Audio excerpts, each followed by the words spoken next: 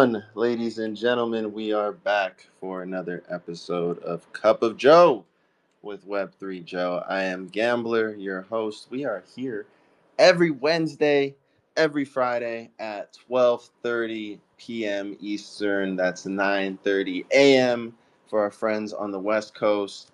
And we are here discussing how to land your dream job over coffee. We've got a really cool guest here with us today. He's a contributor at CoreDAO. He's the co-host of BTCfi, or the BTC5 Brothers podcast. He's Dylan J. Dennis. Mr. Dylan, how are you doing today? What is going on? Happy Friday. Gambler, happy Friday, bro. I'm just chilling, going to a concert tonight, so I'm excited about that. But yeah, I'm happy to chat about Web3, help people maybe get some jobs, just shoot the shit, talk it out. I'm excited. Yes, sir. Hey, which concert are you going to tonight? It's a Bob Dylan concert. And I'm named after Bob Dylan, so I'm excited. Bro, that's epic. I love Right? music. I love live music even more. So that's awesome. Also, I just found out that I'm going to be going to the Bad Bunny concert tomorrow. Oh, let's Yes. go. And I wasn't sure if I was going to be able to make it happen. And the universe, made it happen. So You hope you have got the it, brother. best time at Bob Dylan tonight and Bad Bunny for me tomorrow. And shout out to everybody else in here as well. Nikki, Sunwind Moon, Mr. Shocker, Flying, Sophia, anybody listening to the recording. Any of our friends on Spotify, on YouTube, because we have these going out on Spotify and YouTube now as well. Check us out, leave us a like. And yeah, we're happy to be here. I have a couple quick announcements. You see, I pinned a few posts up top. The first two are just the promo tweets for this space. We are here once again every Wednesday and Friday, 12:30 p.m. Eastern, 9:30 a.m. Pacific. We bring on leaders from Web3, founders, marketers, ecosystem leads, people who have got their foot in the door and succeeded once they made it inside to give us some insight on how, hopefully, possibly, maybe you could do the same, right? And we come together. So feel free to, click that request button, jump up on stage, let us know what's up. And let's go ahead. Oh, and one more thing to our friends on the West Coast. If you're going to be in the Berkeley Bay area next week, we're going to be hosting two events. It's going to be on Tuesday, August 5th, with our friends over at Alpha Ledger as well as our friends over at Tectonic. Tap in. The RSVP link is pinned up top. You'll notice the graphics are outdated. They say Friday. We moved it over to Tuesday, but the links are still perfectly fine. So check us out, tap in. And without further ado, let's go ahead and jump into it. Dylan, welcome to the show. This is episode 4 once again. So you are one of our first few guests as we get Cup of Joe started. So shout out to you. Thank you for being here. And I'd love to get the conversation going. I did my best to give you an intro, but can you give us a little bit of a background, who you are, and how you got into crypto? Yeah, for sure. And thank you for having me on. It's an honor. But yeah, so my name's Dylan. How did I get into crypto? I first heard about crypto, I mean, I guess like 8 years ago. I'm only 23, so I was pretty young back then. When my family friend told me about it, he was OG to the crypto and everything. Now he's all retired because that's how early he was. But he was telling me about Bitcoin when I was, like in high school, like senior in high school or something like that, maybe even earlier. Then I read the Bitcoin Standard when I was like a freshman in college. Then, I just kept up with crypto. I kept learning more about Ethereum and Solana. Then the NFT boom happened in what, 2020 or whatever. I was flipping some NFTs. I don't know if you guys remember NBA Top Shot, but that's how I kind of got the intro into crypto. I uh I don't know if you guys know Anthony Pompliano, but he had like this crypto course. I asked for that like for Christmas. I took that. That's how I learned more about crypto. Then my brother, my older brother, he started working on this crypto project because he's really interested in crypto as well, called Core. He was like one of the initial contributors. And so I'd been following Core since like the very beginning. And then when I was at school, I started my own business selling vintage clothing. So I'd, go to thrift stores or I'd buy in bulk online, and I created a whole brand about it, did all the social media marketing. It went well. Like, it was like a side hustle in college. We got like over 5 figures. It was good money for college, and it was just fun, like creating a brand, doing all the social media marketing, things like that, because I was a marketing major. So then my brother, he hit me up and he was like, "Hey, like I know you're doing your thing with the business and you got school, but like we need some help on the core side with the social media marketing. Like our social media is lacking. So like I'm gonna try to get you like a part-time position if you could do that." And I was like, "For sure. Like, I'm a fan of core. Like that'd be awesome if I could just help out." So then I was just helping out with the social media. I was editing videos. I was creating different graphics, things like that. I had some skills with the Photoshop and the video editing. So I was just creating content really, and it was going really well. And then when I graduated, I asked if I could work full time, and they hired me full time.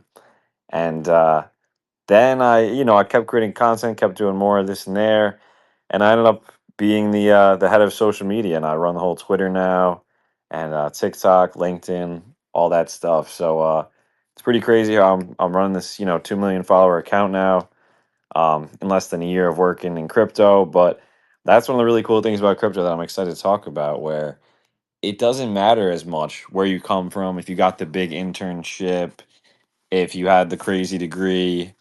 It more matters about, how tapped in are you? How much do you know? How much can you really produce? Like you could climb the ladder pretty quickly if you're just willing to put in the work and actually, create the best content or whatever you're doing in your field. So that's my journey to how I got here.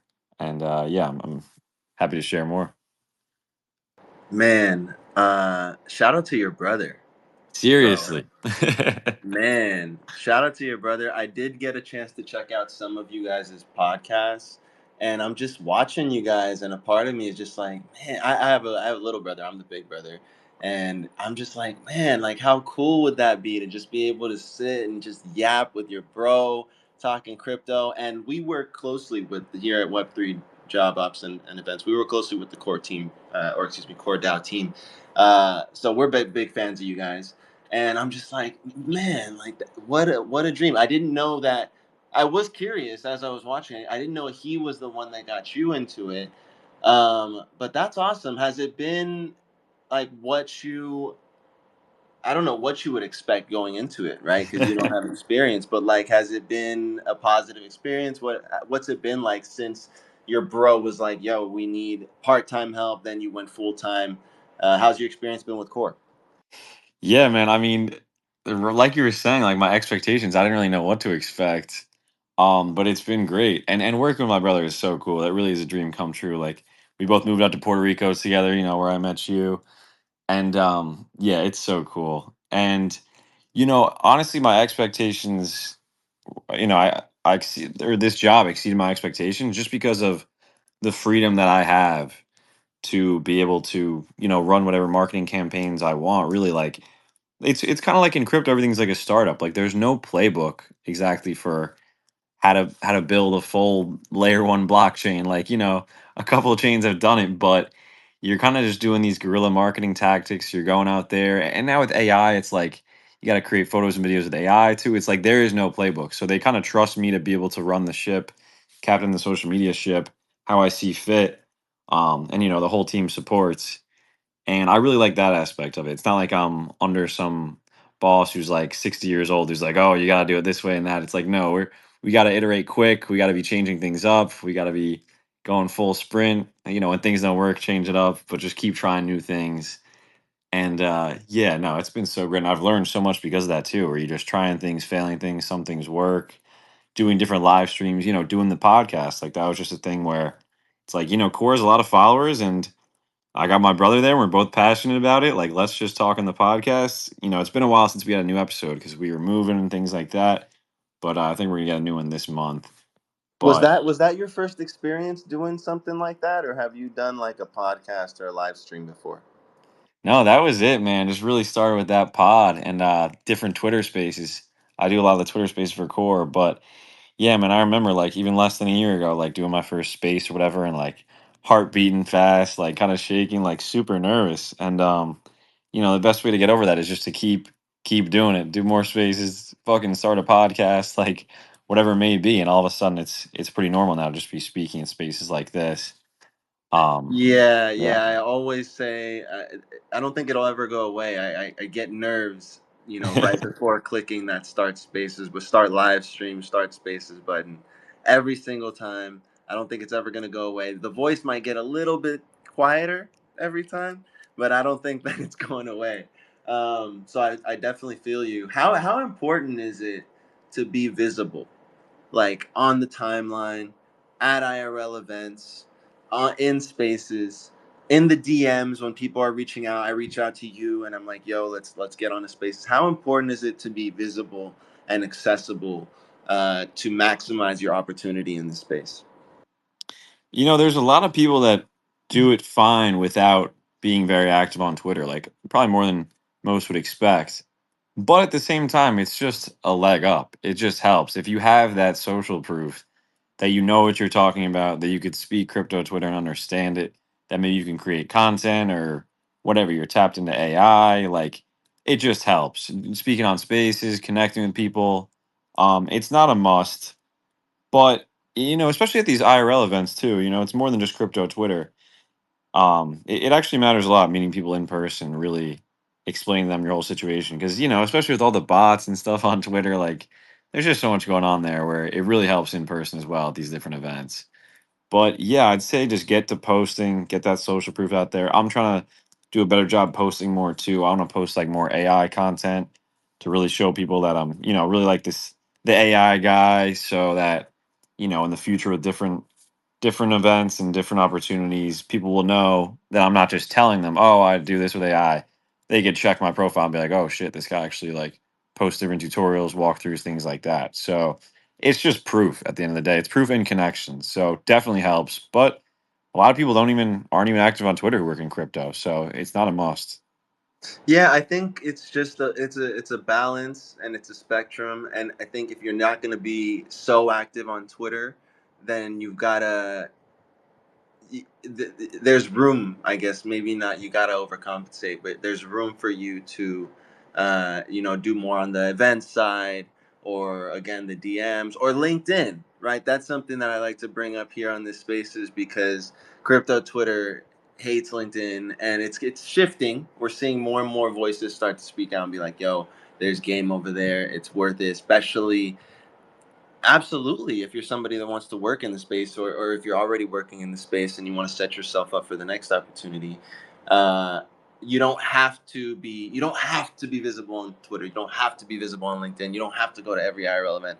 But some combination of that formula is probably gonna result in more opportunities than if you didn't do that, right? So leading into Yeah, man. I mean, just sorry. on that real quick, like, LinkedIn is fucking lame, but I see why crypto Twitter hates on it. It's lame. It's Web 2, it's corporate, but like it does help you get a job. Like, and there's a lot of crypto places that are corporate now. Crypto is growing and growing. A lot of them aren't degen anymore, so it makes sense to get on there too, for sure. Yeah, absolutely. And I'm speaking as somebody not who's been on there forever. I mean, I guess I have because I've had one since college, but I fell off and then it kind of started accruing some dust. And then just recently I cleaned it up and now I'm back on there.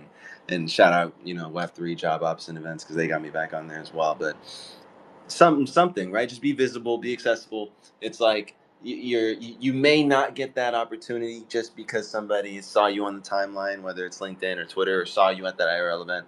But you definitely won't get that opportunity if they aren't thinking about you at all, right? So I'd rather go with the first option. And that leads into like a more basic foundational question, like just asking practically, like, what advice would you give to somebody listening who is looking to get their foot in the door and start working in Web3? Yeah, I mean, I'd say maximize the reach, like we were just talking about. Be on LinkedIn, go to events, be on crypto Twitter. Um, then, like I was saying with the social proof, like post things that are unique and different and really show you have something going on and that you understand what's happening. Gain skills. If you don't have much, learn Photoshop, learn how to edit videos, maybe learn how to code.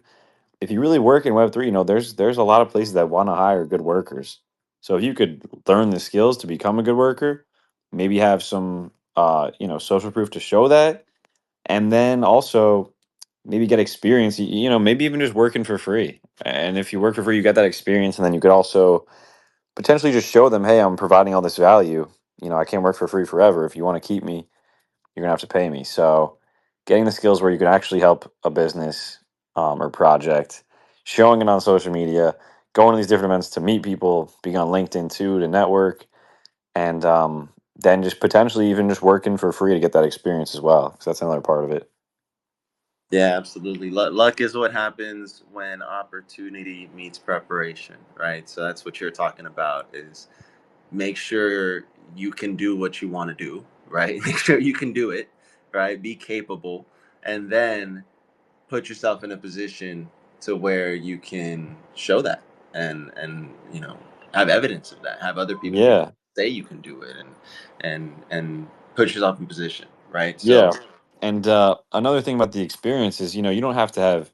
You might be thinking, how can I get experience for a Web3 job? You could have experience from another job and then just show that, to a Web3 company. Say, I understand crypto. Here's what I've done in the past. I never worked in Web3, but I really want to. Like, that's basically what I was able to do. I had my own business doing social media so I could show, hey, I'm doing the social media marketing here. I know how to do it and I know crypto. Like, let me combine those two and work with you guys. And that's exactly what happened. So, getting some kind of experience, even if it's not Web3, is massive. yeah, absolutely. And resumes too, man. Again, we're talking LinkedIn, we're talking resumes. It kind of blows my mind how many people, but I get it, absolutely get it. Web3. I freaking love it here. Like a lot of people, I reach out and they don't have resumes. A lot of people don't have resumes, or it's not updated. And they're like, "Well, my Twitter's my resume."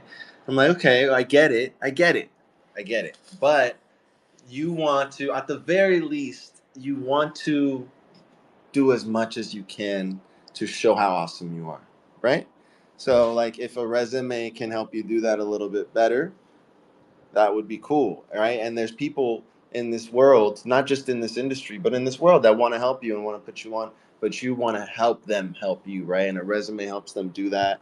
Having a profile definitely helps them do that. A LinkedIn definitely helps them do that. So, just something I would add, right? It's like Web3. Sometimes we get caught up in like it's a totally different place than Web 2. It's not a totally different place than Web 2, right? Resume is still relevant, LinkedIn, all that good stuff, and in a positive light as well, right? Like Dylan just mentioned, you can bring those skills over. Whatever you're doing in Web 2, there's a need for it in Web 3 as well. And on that note, Dylan, like when you get to the interview stage, like what are some tips to prepare and make sure that you're successful once you make it to the actual interview? Yeah, I'd say definitely be professional, even though crypto in general is too professional, definitely keep it Web 2 for that part. But really just make it about, explaining to them how you can provide value. Like, you want them to leave the call thinking, man, I can't let him go, like, him or her go. Like, this is exactly what we need in this company. We need more reach over here. We need more content, or we need more developers that are willing to really put in the work and be excited about it. Like, explain how happy you would be to work for this project, how much of a dream come true would be, how much you would grind, and how you're really ready to work as much as it takes. Even if you don't even believe all those things, if you want the job, like, and maybe it'll come back to bite you if you really don't mean it, but I'd say just show your excitement, explain what you'll do for them, and not just literally like, oh, I'll edit photos or whatever. Say like you'll enhance the brand reputation so that people trust it more. Like, you'll make them a more trusted brand, or just go that next layer where you're not just saying what you're doing, but what effects it'll have for the company, explaining how you'll be providing value, not just what you're doing. So yeah, keep it professional, be super grateful and excited and eager to start working for them, that you're going to grind and explain exactly how you'll be helping the project to the company. Yeah, I love that answer. I mean, the first thing you said stuck out to me. Like, make sure they leave that call knowing exactly where you're going to add value and why they need you on that team, right? Be excited, and be genuinely excited, right? Do your research so that you have something to be excited about. What the heck are they up to? What problem are they solving? Where can you help them solve that problem? right? So I love that answer, and that's the goal. That should be your goal. You should go into it with that mentality, and you'll be more likely to leave that impression than if you don't go into it with that mentality. Um, okay, you've got the interview. You made it through the interview. Now it's time to negotiate your offer. So this is something that people struggle with, in any industry, not just Web3. Um, and often sometimes we can be that much more grateful because we want to work in Web3 and we want to be full time, and finally we get an offer, and so we kind of sometimes we don't even consider the negotiation part. What is your advice to people to make sure that they get the best deal that properly accounts for their worth? How do people go into a negotiation and make sure that they leave happy? Yeah, I'd say first off, just make sure you're not getting screwed. Like make sure they're not lowballing you completely. Understand what you can get at other places. Put it on like a per hour basis. If I'm making 25 per hour, like maybe that's not enough. Whatever you feel like you can get around town. If you really want to negotiate, maybe you have other offers that you can show and explain. Hey, they're offering me this over here. I'd love to work with you guys instead, but I just can't justify that. But on the other side, I really think that if you really want to work at that place, at that position, and they're offering you a fair amount, even if it's a little lower than you'd like, I really do think the move is just to take it, work your ass off for 6 months, then come back and say, hey, or even you could even bring that up in the beginning. Say, hey, I'd like to renegotiate in 6 months after you see what I can do. Work your ass off, show them that you're actually worth more than that, that you're providing this value, and then after you've been on the team for so long and you've provided so much value, they're going to want to keep you. It's a business. They're not going to let you go. If they have to pay a couple thousand more per year on you or whatever it might be, if you're really putting in that work and providing that value, they'll do it. If it's worth it, they will do it because at the end of the day, they want to make more money. If you're helping them make more money, they will pay you more. So I think it's important to really show them before really demanding a lot. Don't let them lowball you, but just make sure you put in the work that you can actually come back with real quantifiable metrics showing, hey, I've helped this much. I think I deserve more. And yeah, they're not going to want to leave you if you do that. So I think or they're not going to want you to leave if you do that. So I think that's honestly the play. Yeah, yeah, I appreciate that. Be so good they can't deny you, right? And then on the first half as well, know what you want, right? Know what you want because only you know what you want, and it's not always and what you need, right? Know what you need, know what you want, and only you can answer that question. It's not always for every single individual going to be a higher number, right? A higher paycheck. For some people, it's going to be maybe a little bit lower with benefits or work from home or you get to travel or whatever that is. But that's part of the negotiation as well, right? It's not necessarily just the number, but it's exactly what you said. Know what you want, and then be ready and willing and able to show your worth, your value, where you add to the mission of the team when you're ready to ask for more. And if you do those things, then it should be easy, right? It should be easy because of what you just said. It's common sense, right? They're not going to want to lose you. There's going to be interest other places if you're really that good, and it makes sense, right? So again, we go back to that social proof evidence. Do what you do it well, and have evidence to show that you do it well, right? So we are making our way through the space, everybody. Thank you for being here once again. These spaces are powered by Web3 Job Ops and Events. We are here every Wednesday and Friday at 12:30 p.m. Eastern. And we actually have a theme every week. So for the rest of the year, we're going to have a theme of the week. We started with Web3 Origins. We're now at getting started in a Web3 role. And we're going to have, interviews, resumes, once you get the role all the way through the end of the year so that it works as some kind of like a beneficial series for y'all, when we finish 2025. So this week we're talking about getting started in Web3. By the way, shout out to everybody in here: Nikki, Min, Apex, Sunwen, Moon, Pulse, Jasper, Louie, Mr. Shocker, anybody listening to the recording, Spotify, YouTube, we appreciate y'all. And again, don't be a stranger to that request button. Uh, Feel free to jump up if you have something to share, something to ask. We would love to hear from you as well. But on the topic of getting started, Dylan, what are some of the most effective ways to get a conversation started in Web3 with a potential employer? Yeah, so I mean, the ultimate best way is to have a direct connect, whether you know somebody who knows them. Ideally, you know them personally, but obviously that's a bit of a cheat. But hopefully, you have some connections to people that are maybe you know a friend of a friend of a friend. Like that's probably the best way to go about it. But if that's not the case, you could reach out on LinkedIn or Twitter. And if you're going to go the DM strategy on Twitter, I'd recommend not just cold DMing them. I'd say get in their replies, contribute to their conversation, let them know your profile pic so that when you actually do DM them, they'll click on it. And also when you DM them, don't ask them what you want, and don't say I want to work, I want a job, I want to do this and that. Instead, explain what you like to do for them. Say like, "Hey, I'd love to help out with this. I'd love to help out with the marketing on your projects. I really believe in it. Like, I'd love to schedule a meeting." Get that meeting down so you're actually talking person to person instead of just, profile pic or someone on Twitter. Like, I can't explain enough how different it is when you talk to someone in person or even on a meeting versus in like the DMs or in replies. Like, it just feels like not real at that point. Like, there's so many bots where you really got to talk to someone to really get that connection. So, get to that meeting. Your goal should be to get to that meeting, whether it's through a person or through LinkedIn or Twitter. And I think the best way to go about it on Twitter is to reply to them, get in their conversations, and then DM them, explaining what you could do for them or how you're trying to help them, not asking them for help.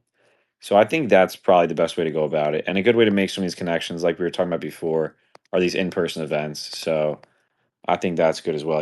Do everything. If you really want it, every route, LinkedIn, in-person events, trying to meet people at networking events or conferences. And then Twitter, getting their replies, getting their DMs, telling what you could do for them. That's great advice. One of the reasons I think there's so much opportunity. I think this industry has, some of the most opportunity out of any industry in 2025 is because of how social media and specifically Twitter native it is, right? I mean, what you just said was, first of all, do you have any connections? You could look at mutual follows, right? That could be a place to start. And then if you don't, if it's cold, then make it warm, right? Go, engage, drop some likes, see what they're up to. What we were talking about in terms of preparing for the interview and actually caring, right? Being genuine. I mean, that goes such a long way. Again, everything we're talking about is oftentimes just true in general, but I just think in Web3 in this world it's exponential, and I think being genuine and throwing those I love that advice of like if it's cold, outreach, make it warm, drop some likes, see make them know your PFP. Um, what's something you know now that you wish you knew when you first got started in crypto? Hmm. I think it's really that, not a lot of people really know what's going on. Like, I feel like when you first get in crypto, you're like, oh, I'm so behind. Like, everyone knows all the lore, everyone understands exactly how smart contracts work, everyone knows all the different DeFi protocols and all the different NFT projects. The more you get into it, the more you realize a lot of people don't really know what's going on. And it's kind of a good thing because if you put yourself out there and just do the work and do the research, talk to AI for hours per day, understand how all the DeFi works, go down the full Bitcoin rabbit hole, try to understand the technical pieces as much as you can, get into the social aspect, see what the culture's feeling. You can quickly become like the most knowledgeable person in the room about crypto because everyone's kind of in their specialized field. Like, the coders know how to code, the marketing people know how to do the marketing, but I'd say you could really learn all of it. Like you can, well, to a certain extent. I'm not too technical with it, but with AI these days and with YouTube, like you can really learn whatever you want to learn. ChatGPT has the deep research feature. You could then use 11 Labs to turn it into a podcast. Like you could go on a walk and learn something about crypto so easily. So in the beginning, it's just super overwhelming being like, I don't know anything. I'm so behind. Everyone else knows everything. Truth is, a lot of people don't know what's going on, or they just know their specific niche. So what I'm trying to say is you can really become a top like 0.1% uh, person with crypto knowledge, I guess the way to put it, pretty quickly. Like within a couple months, if you're really willing to grind and learn all these things. So just get to learning and don't feel overwhelmed because I understand that I felt overwhelmed, but it's really not as much as you'd think. It's it's a lot for sure, but in a couple months, I mean, the cool thing is there's really no like college courses on this stuff. So like people don't even know where to start. So if you could figure out how to learn things that don't get taught in school, you have a big leg up on everybody else. So yeah, just don't be afraid of it. And just dive in, just go for it. Yeah, absolutely. Treat it as an opportunity, right? Treat it as an opportunity to dive in, expand that knowledge rather than something that's going to hold you back, rather than a barrier. Which again, easier said than done. My first display name here on crypto Twitter. My handle's always been not a gambler. Uh, but my first display name was Crypto Noob because Twitter itself is already like Twitter is like it's a lot of judgment on this app, right? It's a lot of opinion. That's what it is. We come up here and we share our tweets, and that's what Twitter is. X, right? And crypto can be that much more overwhelming, or at least I can have empathy for that, right? So I think I love that advice of like take that and be like, well, this is somewhere I can expand my knowledge. And also just kind of giving yourself a break and understanding that not everybody knows everything in any industry, but especially crypto, right? There's different niches, whether it's DeFi, memes, NFTs, content, events. And again, whatever it is you're doing, that's the beauty of it, right? Whatever it is you're doing in Web 2, there's a place for it in Web 3.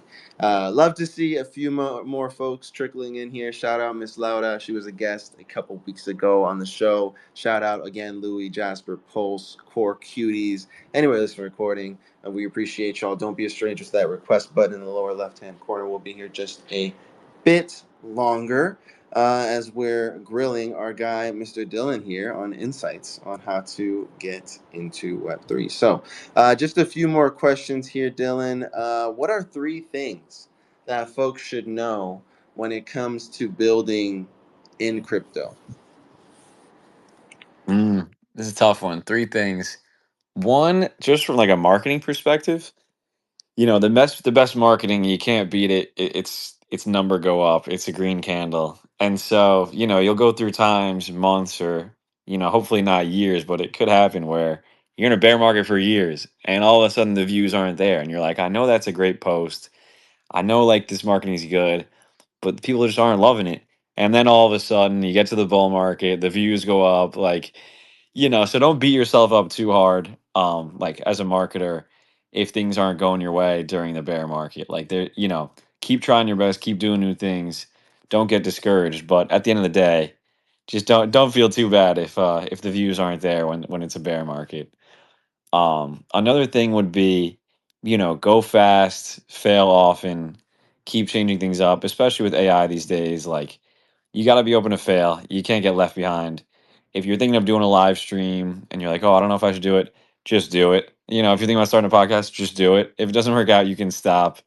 You're thinking about, using AI videos or whatever. It might be cringe, might be tacky. Just try it. See what the views say. The algorithm is your boss, really, with the marketing. So, always be open to trying new things like that. And then third off, let me think. A lot of crypto is, working remote. So you gotta get used to working with people, on Slack, remote, and having like teamwork without actually meeting these people. Some people I've worked with for over a year now. I've never even met them, and they're like great friends of mine. So make sure to like actually talk to your coworkers and learn more things about them, figure out what's going on in their life because having that team chemistry, that collaboration, like is big, and it's a lot harder to foster that online, and people can be different time zones. So it just takes a sec to adjust, but make sure you just get to know the people you're working with, can work with their time zones, or are always on your phone. You could work at like 8 p.m. if you get a message, whatever it may be, because people are in different time zones. So just be accommodating to them too. Those are three things I'd say. Yeah, yeah. Part of the beauty of crypto is that we're global, right? But that comes with global time zones, right? So, great points, right? Crypto goes in cycles. Understand that, use it to your advantage in the bulls, and understand that, navigate through it, and be consistent through the bears, right? And the second piece about failing fast, failing often, move forward, fail forward, right? And then I love that point, that last point about being familiar with who you work with, right? Because in this remote environment, sometimes that can take a back seat, understandably so. There are priorities, but there is also room and opportunities to foster those relationships, and it should, and it often does, result in a better outcome for everyone, right? Better results for the team, and bringing you closer to that goal. Um, what well, I'll say this: when you think about when you started in Web3, is there anything that you would have done differently? Hmm. Let me think. Kind of like what I was saying before about being overwhelmed, about feeling I didn't know enough. I just didn't realize how quickly you could really learn all this stuff. Like in crypto, it seems like there's a million dApps, but they're all kind of like reskins of each other. You know what I mean? Like there's only so many different use cases right now in crypto where it seems like there's just an unlimited amount of things to learn. But it's like actually once you get the base layer down, then dive a little more deeper into like what what a borrow lend is and a perp dex. It's like okay, there's actually not too many things going on to keep track of. You don't need to be a coder to understand it. You could explain it in plain English. There's YouTube videos on all of it. So just like the learning aspect, it's not as complicated as you'd think. So I just wish I learned. I wish what I know now. I wish I knew this like when I started and just started grinding. Learning right away, because now I find myself I'm such a better marketer now than I was like 8 months ago or whatever it may be. And I guess I wish I got there quicker. I got there eventually where I totally understand it now, but I wish I knew how much easier it would be and how you could just put your head down, grind, learn about these things, and it's not like going to take years and years and years to understand it. Like it can really take a couple months. So that's one thing. Yeah, it's a trip, man. I've been here since 2021, and I always appreciated, in general, as intimidating as it can be, I always appreciated like how much game, and even just jumping into spaces like this, and just free game and insight that was available on this app. But now in 2025 with AI, dude, like once you realize that you can literally get an answer to any question you have, at least an answer, right? And the next step, something to help you move forward. There's no putting that cat back in the bag, right? And you have no excuse at that point, right? So like, let's go. Like once you realize it, it really is amazing. It's like a gift and a curse, because it's like, wow, I can do all this, but then it's like, wow, I'm not doing enough. But just manage that, and as long as you're moving forward, you're moving forward. Um, if anybody wants to jump up, join the conversation, any questions, anything you'd like to add, I see a lot of legends in the chat. Now would be the time to do so. Otherwise, we're going to start winding down. As we do, Dylan, I've got just a couple more questions for you. One of them is our hot sip tip of the space. So if you can give me like a 15, 30-second piece of advice for people listening right now who are looking to break into Web3, get their career going, what would that be? I'd say think long term. This is the start of an industry. It's not going anywhere. It's going to keep getting bigger. I know everyone probably just wants to get in already, get a job, start working, but just know that this could be your career for your life. Like Bitcoin really might be the global reserve currency in our lifetime. Really, everything might be on chain. Like this is a baby right now, so you might feel behind, but just being in this space, we're already very ahead of everyone else in the world. So be thankful for that.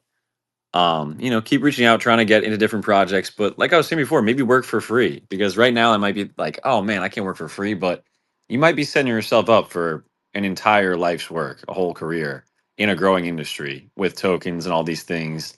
that accrue value back to the people that work on them. So yeah, just don't forget that. I know it's, everyone just focuses on the present moment, but this is going to be our life, and it's going to change the world over our lifetimes. So just remember that. Remember the bigger picture, and that no better time than now to start, but just keep thinking long term. Well said. Think long term, man. I don't know where these last 4 years have gone. It doesn't feel like I've been here 4 years. But then on another sense, it also feels like I've been here like 84 years instead. So it's duality, right? Duality is important. Uh, we got a new speaker up on stage, Core Cuties. How are you doing, Core Cuties? What would you like to add to the conversation? Hi, Gunda. I'm doing well. How are you doing? I'm well. I'm well. Thank you for joining us. How's it going? Yeah, it's going well. So I want to discuss about our NFT marketplace, which is very recently launched. Can I with that? No, we're limited on time here, so Mhm. we don't unfortunately have time for you to tell us about your NFT marketplace. But you are on stage, and people are listening, and we do love Core. I see it's related to Core DAO, right? Is it on Core Chain? Yes, it is on Core Chain. Okay, amazing. So if you're listening, check out Core Cuties, see what they're up to. But we don't have time to get into it just now. But if you do have a question for Dylan, we would definitely make time for that. Otherwise, we are going to keep it moving. And also, we're rooting for you. Great example you're setting. Jump up on spaces, just like we said, right? Join the conversation, make yourself visible. And I've seen you in the audience as well. So I definitely noticed you. I appreciate you being here, and anything that helps push core forward, we are about. So we will keep it there for now. But I think this is a good place to start winding down. So once again, shout out to Laura, shout out to Min, Apex, Sunwen Moon. I saw Nikki in here. Shout out to Pulse. Shout out to Mr. Shocker, Jasper, Louie, Love. Shout out to Suryan Shu. I hope I said that correctly. Anybody listening to the recording, our friends on Spotify, our friends on YouTube, we appreciate y'all pulling up. We are here every Wednesday, every Friday at 12:30 Pacific Eastern. That's 9:30 a.m. Pacific. And we appreciate you every single time. Dylan, I'll throw it over to you. Any final thoughts you would like to leave us with before we get up on out of here? Yeah, man. Thank you so much for having me up here. This was fun. This was cool. I can't believe I'm working for crypto or working in crypto for over a year now. So, that was cool to really, I don't say these things out loud ever. So it was cool to go through my whole journey and give advice, things like that. Last piece of advice that I feel like I gotta say, just because I feel it deep down in my heart, guys, buy your Bitcoin, get your sats up. You know what I mean? It's. I really think it's the future. I think it's the best decision you can make. And if you want to actually put that Bitcoin to work, you could check out Core. But yeah, definitely stack your sats, of course. And thanks so much, Gambler. Excited to see you in PR, bro. We gotta do. You were telling me about some good trails or waterfalls or something. We gotta check them out for sure once I'm back.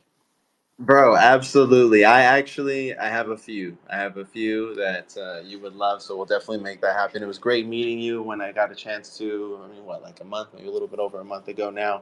And looking forward to the next time. Thank you for jumping on, and great advice. Stack those sats, stack those sats, stack those sats, and put those sats to work with CoreDAO. CoreDAO, right? So follow Dylan. Follow Web3 Job Ops and Events, which of course powers these spaces. If you're gonna be in the Bay Area in Berkeley for SBC, Stanford Blockchain Week next week, tap in with our events. They're gonna be on Tuesday. The link is pinned up top. And without further ado, ladies and gentlemen, we appreciate you coming out. Once again, we are here every Wednesday, every Friday, 9:30 a.m. Pacific, 12:30 p.m. Eastern. We will be back here next week. Until then, thank you, Dylan. Thank you, everybody listening. Hope everybody has the best Friday and weekend. Talk soon, gang. Happy Friday. Thank you. Yes, Goodbye, sir. everybody. Thank you.